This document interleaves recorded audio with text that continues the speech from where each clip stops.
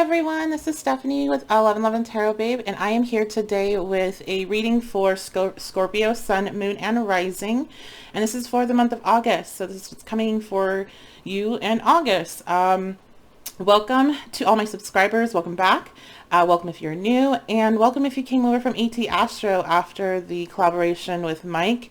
And if you didn't see that yet, make sure you check out the description box below for the link to his channel and that video, and check it out. We went over, bringing this tarot reading and also what's going on in the sky, the transits, for each sign.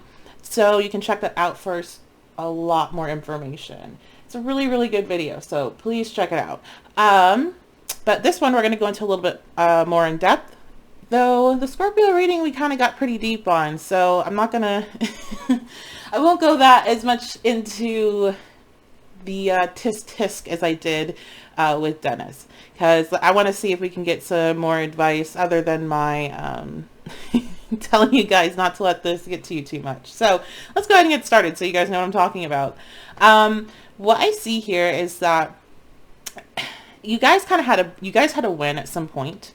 And the last reading I got was that you guys were coming into like some sort of winning energy. Like you went through something and you were able to pull yourself out of it, and you were benefiting on some type of like financial level on a, like this could be a raise at work. This could have been some sort of recognition. Like something came through that like kind of boosted your ego and made you like, yeah, like that's who I am. I'm not this other person that's, being all emotional over something. Like I'm that, I won.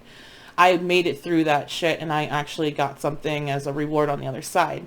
So what I'm seeing here though is that it's like something has kind of shifted where maybe it didn't, maybe you got something and then you seeing an increase of like positive momentum in that area of your life, and then it's starting to slow down. So like, for example, this is probably not going to apply to many of you, but if you had a YouTube channel and you like got a surge of subscribers and then all of a sudden it's like, it's dwindling down, but you're still getting people are still, new people are still coming to you, and you have active subscribers, but you're like, oh, why am I not getting that surge anymore? Like, why is it not continuing? And so this is kind of putting you into a, like, to be honest, like a well, fuck it energy. Like, you're not like seeing what you're getting. You're not seeing how this is the beginning of something, how this is, with the Page of Cups, this is the beginning of something creative that you're building. So this could definitely be applying to like, a work position, a hobby. This can even be like sports, anything that you're having to work towards, where you can have these, swings where all of a sudden you're doing really, really well. It's like you get over the hard part and then it's all downhill, but you know what? There's going to be another hill. It's always going to be an area where you kind of plateau, where things aren't going as smoothly as they have been in the past. And so you're needing to make it past that energy without self-destructing, without needing to, just ruin everything because you're like, man, this isn't working, so let's just like scrap the whole thing and start over new. Like, you don't need to do that. That's not what you need to do in this situation. You are at a beginning point, and this is something that's going to grow. This is going to grow from the Page of Cups, into something that is the King of Cups. Now, this could also be a relationship that you've been working on, and maybe things started to go really well, and now it's starting to slow down, and you're not in that, total enamored, obsessed energy anymore that you might really enjoy as with having Scorpio placements.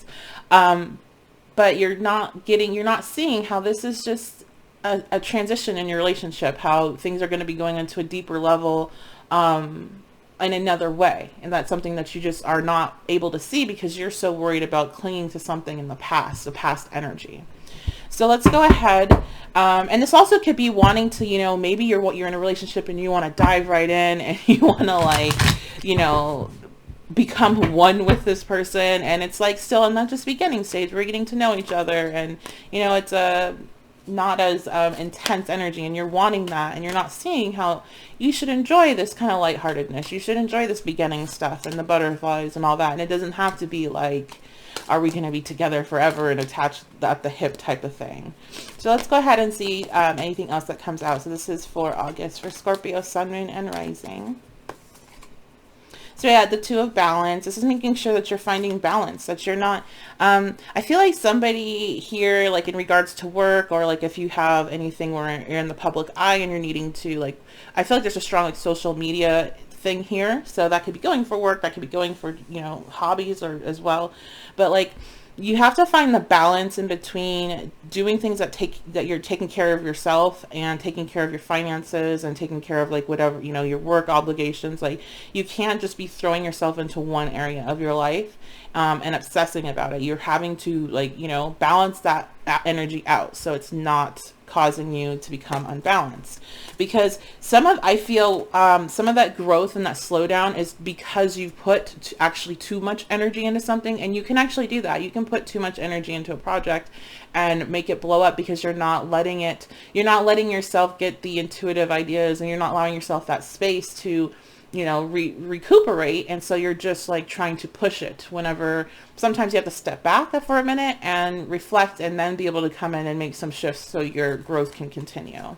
So that's definitely something I see there. All right, let's see, anything else? So we have what is this? The Eight of Swords. 5, 6, 7, 8. No, the Nine of Swords. Sorry, I have a hard time with Roman numerals, so I have to count it out on these cards. So the Nine of Swords, when it comes out, is kind of like an advice thing. It's letting you know that it's everything that's going on, like your concerns about your growth, your concerns about like any stagnant energy that you're feeling, is based out of just thoughts. It's pure thoughts. It's pure anxiety. It's not based out of any like intuition. It's not based in reality. It's based in your kind of, what I'm hearing, I heard your self-destructive tendencies. And this imagery is kind of, I don't know, to me it's very like self-destructive-y, and I don't know even why. Like, that's just must be what's imprinted in there for me to see. But yeah, you know, you're gonna be your worst enemy this month if you allow it. But if you don't, you don't have to be like this. You don't have to step in that energy. You can remind yourself when you feel that pressure to kind of fall into that, that this is a new opportunity. So this is a chance to build something. It's not a time that you need to scrap it and restart. You just have to just take a step back, and let your thoughts kind of mellow out. Let me just see what's at the bottom of the deck here. Yeah, Seven of Cups. And so I feel just because it's a cup energy, it's letting you know to allow this creative energy to flow through you, and not to push things too much. Okay, so I hope you enjoyed the reading. Let me know in the comments what's going on. Let me know what other placements. If you did enjoy it, give it a like, subscribe. Yeah, and so I hope you guys have a good August, and I will see you next video.